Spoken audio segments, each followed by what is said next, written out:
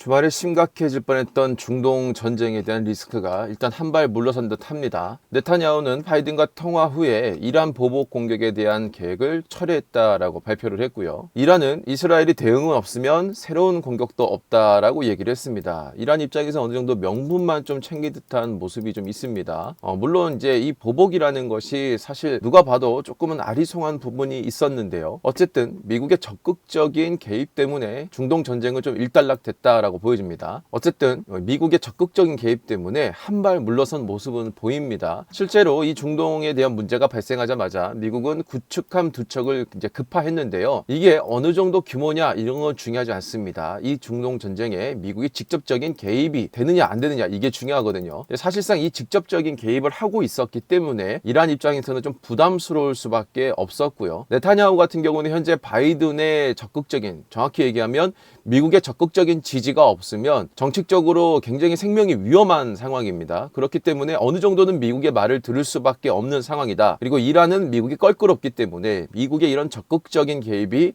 부담스러울 수밖에 없었다라고 저는 보여집니다. 그래서 어느 정도는 좀 한 발 물러선 듯한 모습은 좀 보이고 있고요. 아이러니한 점은 유라시아 그룹의 이안 브레머 회장이 13일 날 이런 얘기를 했습니다. 이란의 보복 공습은 쉽게 요격되도록 설계됐으며 전쟁 억제력의 기준 재설정을 목표로 했다. 그리고 이제 공은 미국과 이스라엘로 넘어갔다. 이렇게 얘기를 했습니다. 사실 저도 이 부분은 조금 아이러니했던 게 뭐냐면 첫 공습이거든요. 대대적인 공습이 정말 필요했을 겁니다. 만약에 이란이 진짜 전쟁을 할 목적이었다면 정말 제대로 된 공습을 했을 텐데, 물론 이제 이스라엘 입장에서는 뭐 도움이 다 막았다라고 얘기하지만 이게 미사일은 사실 별로 없었어요. 200개의 드론이 사실 거의 대부분이었거든요. 근데 이 드론은 빠르지가 않아요. 이 요격이 충분히 가능합니다. 시속 뭐 수백 킬로미터의 속도로 날아가는 미사일은 요격시키기가 사실 쉽지 않습니다.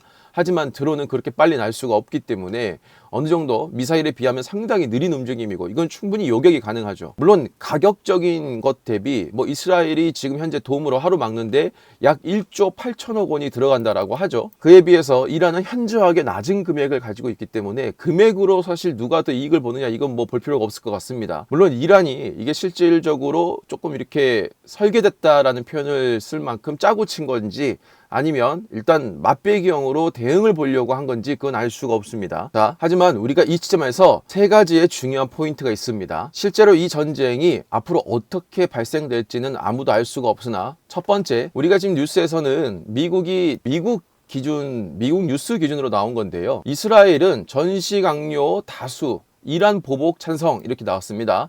시기 방식은 이견이 지금 갈리고 있다. 그러니까 뭐냐면 실제 이 전쟁에 대해서 이견이 굉장히 나뉘고 있다는 거죠. 하지만 대부분은 이란에 대한 보복을 찬성하고 있기 때문에 이스라엘이 실제로 미국의 말을 들을지 안 들을지는 아직까지는 알 수가 없습니다. 왜냐하면 지금 현재 이스라엘, 정확히 얘기하면 네타냐후는 미국의 어떤 개입이 필요합니다. 그렇지 않으면 실각이 위기에 있기 때문에 이스라엘이 실제로 이 말을 지킬지 안 지킬지, 그리고 그 부분도 우리가 지금 명확하게 확인할 수가 없죠.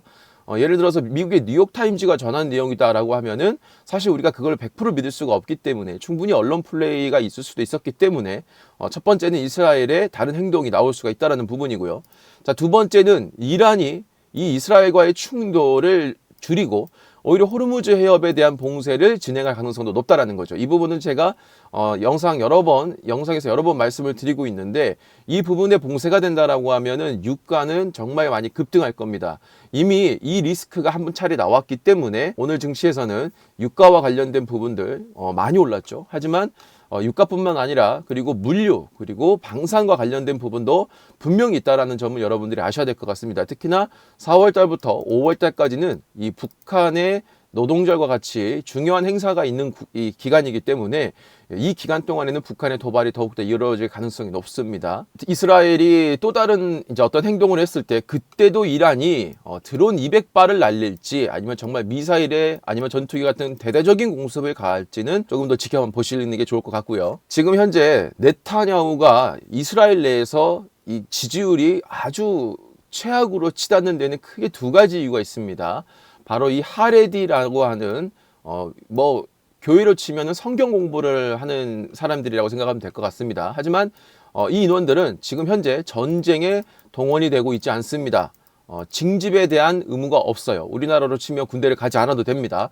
이거를 지금 적극적으로 현재 밀고 있는 게 표 때문에 네타냐후가 밀고 있습니다. 하지만 최근에 이스라엘과 이 하마스 간의 전쟁이 발생을 하면서 많은 이 군인들이 죽고 이스라엘 내에서의 이들도 하레디도 군대를 보내야 된다라는 여론이 강해지게 되면서 이걸 반대하고 있는 네타냐후에 대한 지지율이 아주 최악으로 치닫고 있습니다. 또 하나는 네타냐후가 최근에 사법을 장악시키는 법을 통과를 시켰다. 즉 이스라엘의 건국 이래 최악의 분열을 만들었다라고 했는데 쉽게로 치면은 대법원, 우리나라로 치면 대법원, 이 이스라엘은 이 대법원의 권력이 아주 막강합니다. 그런데 이 대법원의 어떤 판결을 뒤집을 수 있는 권한을 이번에 만들었다라고 합니다. 정확히 얘기하면 그걸 바꿀 수 있는 거죠. 그래서 네타냐후가 이 사법을 장악을 하고, 그리고 지금 여론이 크게 안 좋아지는 것 중에 하나인 이 하레디들의 군대를 가지 않는, 의무를 지지 않는 이 부분을 적극적으로 지지하고 있다 보니까 지금 이스라엘에서는 네타냐후 사태에 수만 명의 시위가 발생을 하고 있다고 합니다.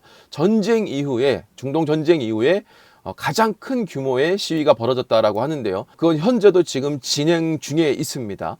이미 네타냐후는 과거의 비리로 인해서 문제가 크게 발생했었을 만큼 지금 지지율도 안 좋고, 만약에 이번에 총리 기간이 끝난다라고 하면은 이거는 어떻게 보면 지금 트럼프하고 좀 비슷할 수도 있거든요. 그러니까 어떤 행동을 할지 모릅니다. 세 번째가 바로 네타냐후의 돌발적인 막 나가는 식의 어떤 태도가 나올 수가 있어요. 우리는 지금 시장을 분석할 때 합리적인 생각을 합니다. 하지만 특히 종교와 관련된 이 중동 국가들은 굉장히 저돌적인 사람들이에요. 사실 우리는 일반적인 성향만 봐도 알 수가 있죠. 이들의 성향을. 그렇기 때문에 어떤 돌발적인 저돌적인 행동을 할지 알 수가 없다. 그래서 이스라엘에 대한 이 정치인들 간의 이견 대립으로 인한 어떤 리스크 발생, 그리고 이란의 호르무즈 해협, 그리고 네타냐후의 돌발적인 행동, 이런 부분들의 리스크가 아직은 해결된 게 아니기 때문에 이 세 가지를 여러분들이 잘 지켜보셔야 될 것 같습니다.